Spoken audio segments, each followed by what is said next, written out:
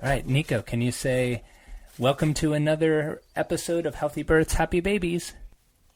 It's a happy episode. Happy babies.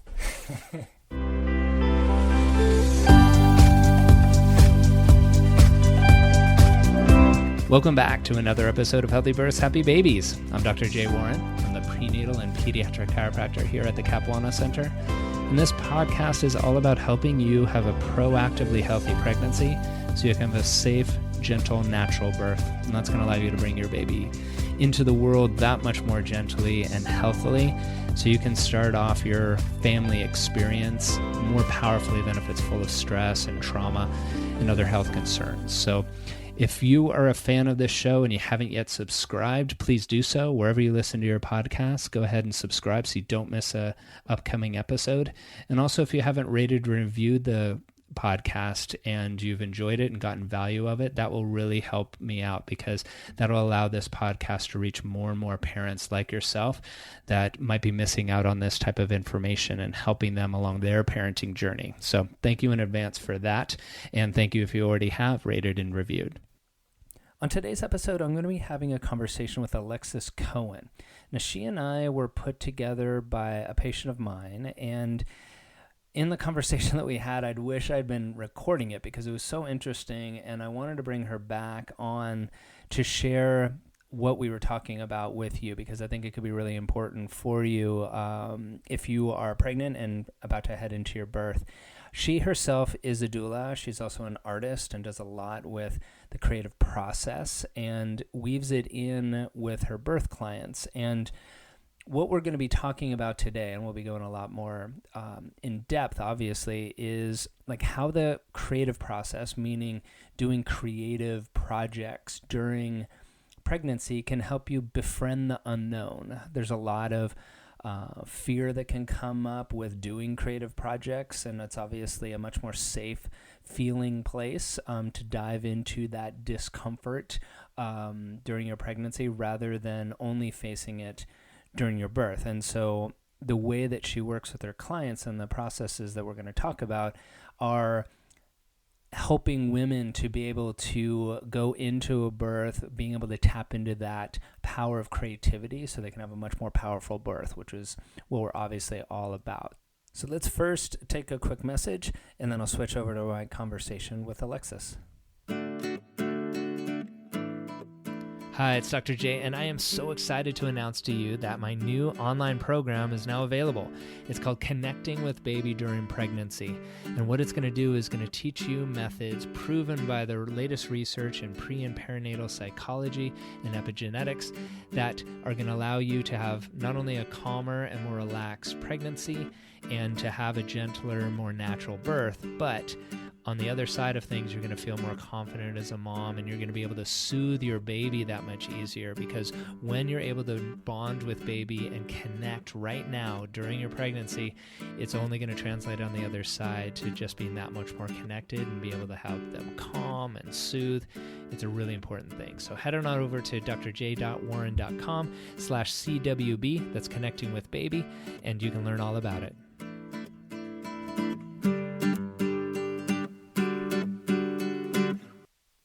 Alexis Cohen is a visual artist, creativity mentor, shamanic practitioner, and hypnotherapist.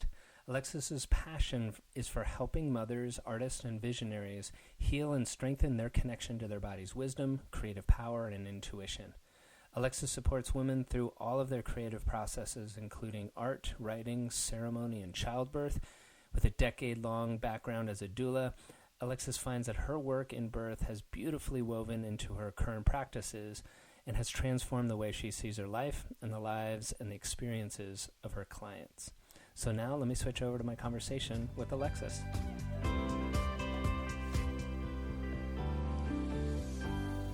All right, Alexis, welcome to the podcast.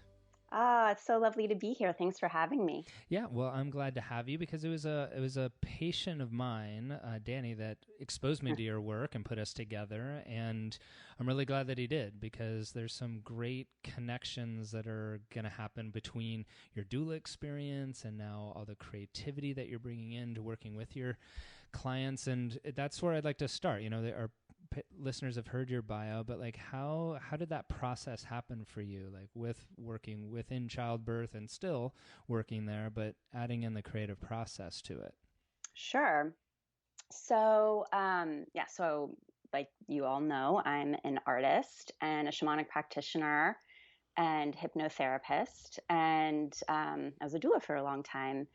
And everything that I was interested kind of merged at once, and I was really drawn to birth work because it was so clear that that is where kind of the seat of a woman's creative power was. Mm-hmm. And so I worked with mothers and babies for a long time before in childcare. And as I started, to learn about shamanism and birth, I wanted to approach birth work, working as a doula as a student of creativity. And I was really, really interested in how creative power moves through a woman's body, what she needs to do to open up to it, and what happens when she shuts it down. And then where I was really, drawn to is like, okay, how can I support her in that process? What is the work that we can do beforehand so she can really embrace this this experience? And then what ended up happening is I attended hundreds of births. Birth became my biggest teacher of creativity. I would find myself, I'm a painter and a writer. I'd find myself at the canvas saying the same things to myself that I would say to my birth clients. And I would notice, kind of the same obstacles. I'd say that the same kind of obstacles would come up for me that I would hear my birth clients say. Like what kind of things were you saying to yourself? Is this ever going to end? Can I do this? I don't think I could do this. Self-doubt, not knowing where it's going. It's the creative process. It's such an unknown. Taking breaks, moving my body, that became huge when I was painting. When I would kind of find that I was just like stiff at the canvas, like, oh no, I need to move my body. I need to spiral. I need to take a break. I need to let that power move through me. And so in my hypnotherapy and shamanic practice, I was seeing mothers, but then an influx of artists started to see me as well. And, I was just finding I was really doing the same work in preparation for birth with the mothers that I was doing with the artists who were feeling blocked. And now it's just my practice. It's filled with both. It's working with mothers. It's working with artists. I work with a lot of creative mothers as well. But it's just this dance back and forth. And underneath it all, what we're doing in our work together is healing and strengthening your connection to your creative power and intuition. And, when you're really power filled and you move into birth, it's, you're able to open up and surrender, and move through it. And the same goes for, if you're birthing a creative vision. When you're power filled, it moves with greater ease. Right. And so did you find yourself, excuse me, were you finding yourself working with these moms, and they were conscious that their creative intuition and power was blocked, or was that something that you were able to identify and access to them? I mean, I guess it's kind of a silly question. I mean, it's something that if you're in it, you're not really noticing that kind of thing. But is that something that you find women are noticing in their pregnancy, that like creativity has gone away because they're so bogged in the day-to-day of things? That's a good question. It really varies. I mean, I think that when a woman is pregnant, the word power is helpful. I've found that women, it's kind of like, they kind of wake up when I start talking about that creative feminine power that is calling them during the time of pregnancy. And so we just start there. And when when I start talking to women, I do, there's questions that I ask, and, I do ask, what is their relationship to their creativity at this time? And, it varies. Like, some people do paint, some people find a lot of creativity in organizing. Everyone has their own art form. But what I've found that when a mother does identify as being a creative person and she's feeling blocked, that is a place that we need to go for. We really need to look at it. And I have some really cool stories about how just, addressing what's going on with their creativity really, does affect their pregnancy and affects the birth as well. And is that something like early on in the pregnancy, or is this like right before the birth, and kind of that momentum you can feel is blocked right before the birth?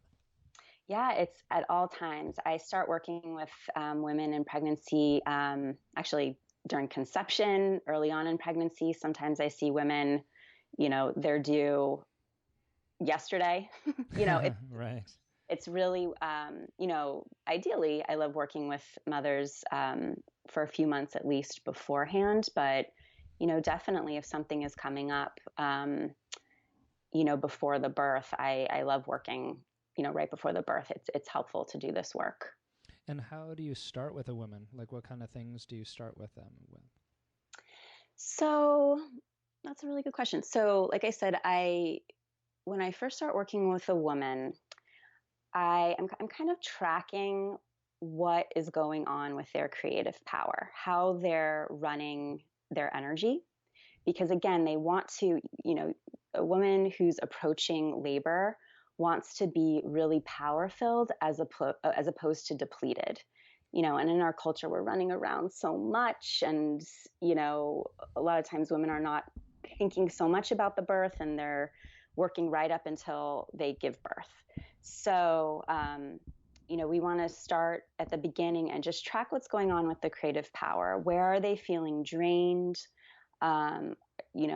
What's going on with their work? How about their relationships, their creative practices? And then another thing that I'm looking at is birth is obviously a really big rite of passage. Mm-hmm. And so I want to see, starting from their first rite of passage, their own birth, how they were held, how they were supported, and if there were any places that there were disruptions or trauma.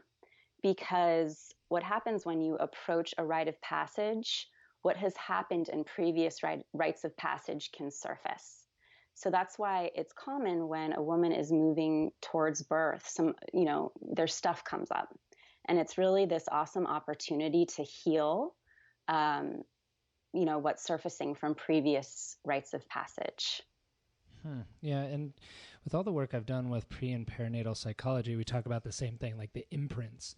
Yeah. That can happen with your own birth. And we try and encourage women as much as possible to maybe not clear it 100%, but acknowledge it and work with it so that your baby can have their own birth rather than reproducing your own in order to be able to heal through your own. Is that kind of the same thing, what you're talking about? Absolutely. That's exactly it. Mm-hmm. And how does the creative projects, if you will, or just even highlighting creativity, allow a person to work through those kind of things? Is it identify the blocks, or is it something that just allows that energy to start moving in a different way? Yeah. So when I first start working with a mama, like I was saying, we do want to identify what's going on. So we kind of map it out. And then, like I was saying before, I'm a shamanic practitioner and hypnotherapist. And for those of you who don't know what shamanism is, it's an earth-based wisdom. And, so when I start working with a woman, I help her to connect to her internal wisdom or guidance from a shamanic filter spirit guide. We work with a guide, the archetype, the Great Mother, and we just start having her connect to this internal wisdom, and this guide shows us exactly where it is we need to go at first. And so in the one-on-one sessions, we do this deeper work to see what needs healing. And then what I suggest is it's like an assignment. Okay, what is it that this guidance is asking you to create? So sometimes I have women who just paint or draw an image of the Great Mother, this archetype, this part of themselves that knows exactly how to birth their baby. Maybe they were shown a place that they can go that's really supportive and safe for them. Or maybe, they're a writer. I'm working with a client right now where she's a writer and she hasn't been writing for a really long time. And so kind of what is loosening up for her is just to start journal writing. And so she's doing that every day. But yeah, it's doing that deeper work in session. And then we come up with a hand-tailored creative practice that you can do in between the sessions that allows the flow to keep going. And do you recommend a daily practice of creativity? Yeah, I do. I do recommend that. But especially during pregnancy, it's a moment-by-moment creative process, right? Creating this little being coming into the world. And these exercises or, just a practice then allows you to, be in synchronicity with that, it sounds. Absolutely. And we enter into a trance state when we're creating that is similar to what we're entering into at birth. So it's all the same energy. And I guess it would, for every woman, they're creative in different ways. It was interesting you said at the beginning of the conversation that organizing can be an art form. I never thought of it that way. I always think of, creativity in an art sense as like paint and canvas. And I'm definitely more of like a writer and much more like kinesthetic than that kind of quote artist. But it is all artistry in its own way. And I think that's an important distinction for a woman that might say like, well, yeah, I can't draw, so I can't do this. Yeah. Yeah. And just, on that note, we can all draw, and everyone can make a mark on a piece of paper. And it's that part of us, that creative part of us, that oftentimes gets shut down early on in our lives. And so waking that back up also helps us to connect to that inner child, that inner creative child that is so helpful to be connected to as you're parenting. But so I do encourage, like, especially when people are saying like, I can't, or I don't do that, that's actually a little like, ooh, let's go there. Right. Yeah. Well, that's really helpful because, I can just think of just last weekend drawing pictures with my son. He's almost 4 now, and letting go or stepping into the inner child, drawing with him, but letting go of that adult critic that I was drawing a picture of some kind. He's like, Daddy, draw me a lion. I'm like, all right, let me try this. And as I finished it, I was like, that doesn't look like a lion at all. But he looked at it and he's like, Daddy, that's really good. Aww. It was really sweet. So it was one of those things around like, okay, and I didn't dismiss it as like, well, to a 4-year-old, that looks good. I was like, yeah, all right, just mellow yourself out, Jay, and just allow it to be, just fun and creative rather than like trying to make it look like something or be attached to that expectation.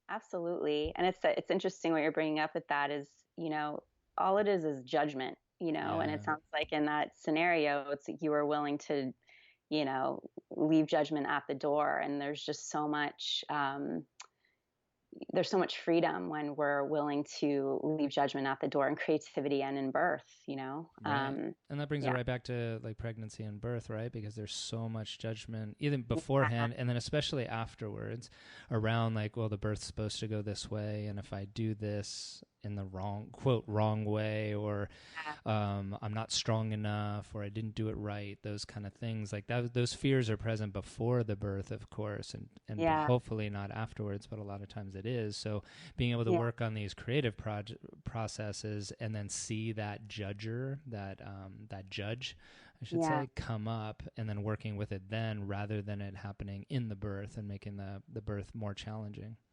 Absolutely. Yeah. And there's, as you're speaking, it's just like feeling that, like there's mama's, pregnancy, there's so much pressure out there, whether, whatever way you're choosing to go, there can be opinions either way. And, really carving out that space where none of that can get inside, where it's you and your baby and your creative flow and your power filling,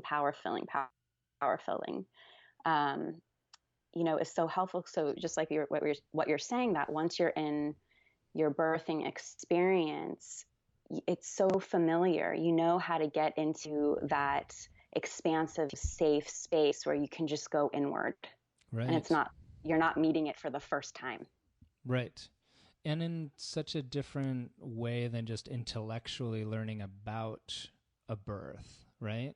Yeah. I think I see that a lot here, in that the women I'm working with, many of them are taking birth classes, and they're taking hypnobirthing, and they've taken the newborn care classes and the breastfeeding classes, and it's a lot of information that's being processed intellectually, and that's got to go inside somewhere in a kind of okay, I am doing preparation, but it is just head work rather than like kind of the heart body work, right? Of knowing, like that knowing.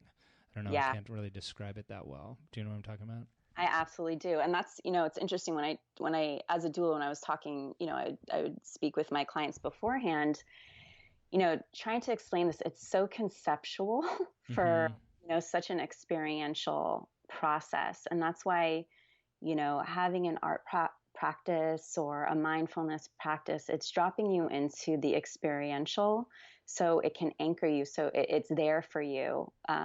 In the birth, it's like you're conditioning your instrument to connect to these tools, where I see the same thing. Like when you're just taking a birthing class and it's like an appetizer or a appetizer platter of like all this information, it doesn't, when a woman is in the birth process, that it doesn't really serve her. It's those, of course, having the basics, but it's the practices, it's the experience, it's conditioning your instrument beforehand. That's, that I see as the most helpful, prep. Right. And especially like with, as you were talking about, like all the pressure going into it, even if a woman in a couple is feeling, quote, ready for the birth because they took all the classes and everything, they checked off all the boxes on that, being really well prepared for the birth, there is that fear of, but like, what if I can't do it? And what if something comes up that I can't get through? I mean, that fear of the unknown is really like a major barrier that every woman needs to work through in a birthing process, I've seen. And having more ways than just a class. And I'm not trying to, classes are important because I think it orients you to, and it opens up this space for being able to have more available to you in the birth experience, but it's never going to prepare you for it if you've never given birth. But I think these type of processes do the same thing in a different way, but in a different way that might be more grounded, much more on a bigger picture than just the intellect. Absolutely. Yeah. The classes are important to know what your choices are, right? That's like another way of being empowered. But yeah, what we're speaking to, I think, in this conversation is, okay, once you know that, how are you actually going to move through your labor? Right, exactly. Yeah, how are you going to, and as you were talking about the unknown, this is why I love art practices and shamanism beforehand, because in those practices, you're really befriending the unknown. You're moving into it, you're stabilizing into it. You're actually seeing the unknown as really friendly, and that it's expansive and there's endless possibility in that space of the unknown. So it's a friend. Right. How would like doing a creative process allow you to befriend the unknown? Explain that a little more. Sure. So there's one process that's actually called process painting. And how, you approach this form of creativity is, so it's just paper. You don't even worry about a canvas, but it can be, it could be computer paper, whatever you have. You can use markers, but if you're using paint, it can be tempera paint, like little kid paint. And you just listen to your intuition. So you look at the colors. Okay, what color is really drawing me right now? Oh, that magenta. What is the pace that I want to use on this painting right now? Do I want to go fast? Do I want to go slow? What feels good in my body? Then you look at another color. Okay, what color do I want to use now? And you just keep dancing with the paint, and you want to stay in front of your thoughts. So if you start painting, you're worrying about the day. That means either you need to change the pace or use a different color. And it's like you just follow this flow, and it's absolutely not about what you're creating. And in fact, when I start doing this with my clients, I give them the permission to make the ugliest painting they've ever made in their entire life. Yeah. And they love this. They're like, sweet. And, it could be a mud pile. You could flick the paint at the paper. If you're having a hard day and you're feeling angry, you can like dab it really hard, but it's like you're using the movement in your body and whatever colors are drawing you. But that's a really great way to play with the unknown and just like really giving yourself the permission that it can be super duper ugly. It does not have to, it's not about product. Right. And about like your intuition leading the way. Yeah. Because Exactly. that's going to be a huge factor for birth. Yeah. Allowing your body to speak to you and the baby to speak to you. And it might be to move in a certain way, or it might be to, sound in a certain way that seems different than the class that you took. But being in that space to just really allow like baby and your body to like do what it's naturally wanting to do. Absolutely. That movement, really getting used to and connected to that movement that's connected to your intuition and your body's wisdom. Right. And so during a birth, say, like in the clients that you've done the creative work as well as your the birth work, what kinds of things come up during the birth that you help women with to find that power again? So, like I was talking about earlier on in the session where I do a guided visualization. Essentially, it's a guided shamanic journey where I help women connect to the great mother, this archetype or the part of themselves that knows exactly how to birth their baby.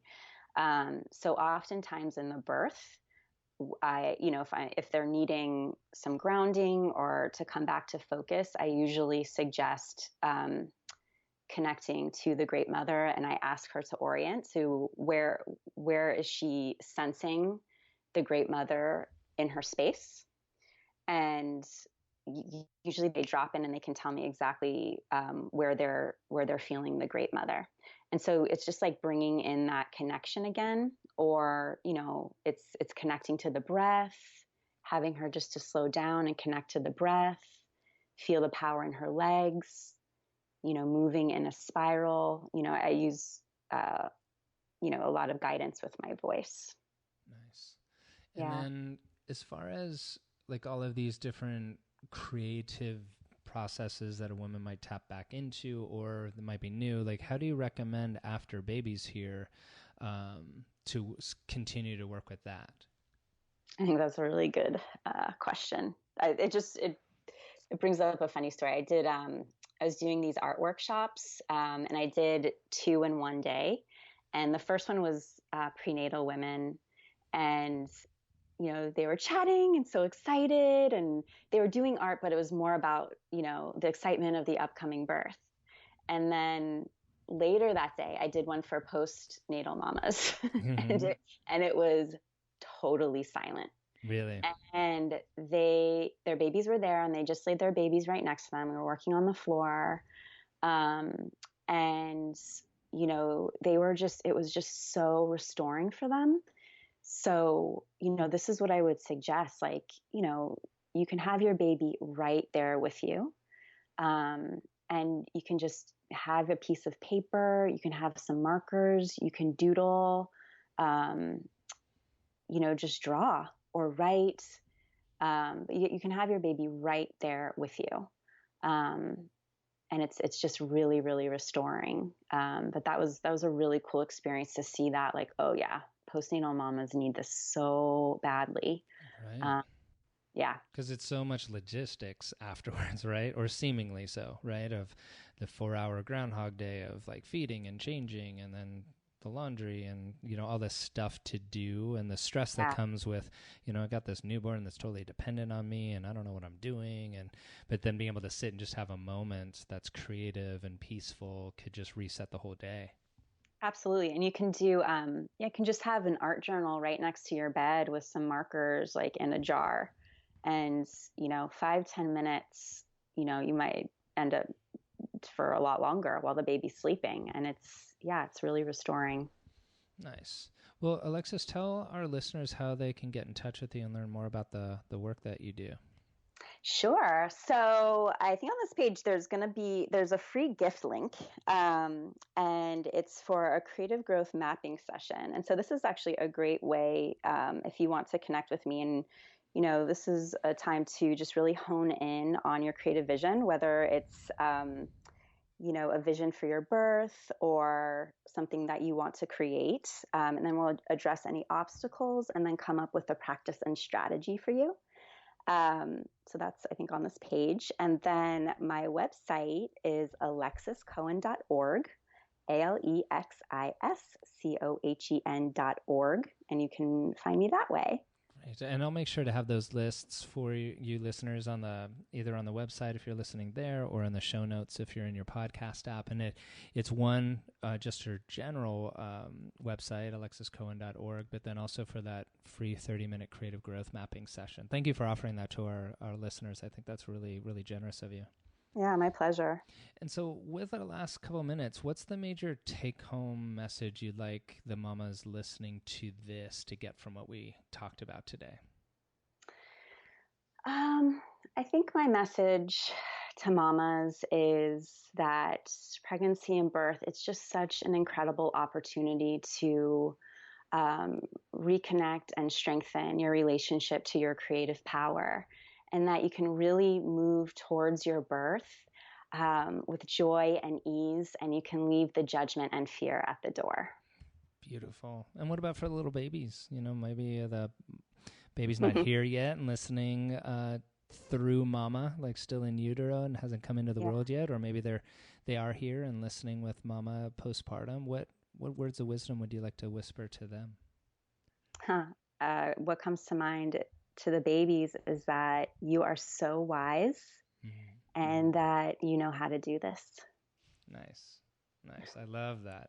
Well, Alexis, thank you so much for being here today. I'm really glad that Danny put us together. I think the work you're doing is really, really interesting, and I think really, really important in a totally different way than kind of our center of it concentrates very much on the information and empowering women through the information. And I think this could take women to a whole other level. So thank you for it. Oh, thank you so much for having me. It was really fun. Thank you for joining us today.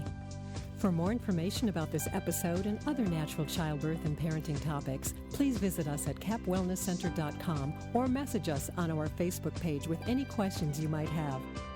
We here at the Cap Wellness Center look forward to helping you and your family be as happy and healthy as you can be.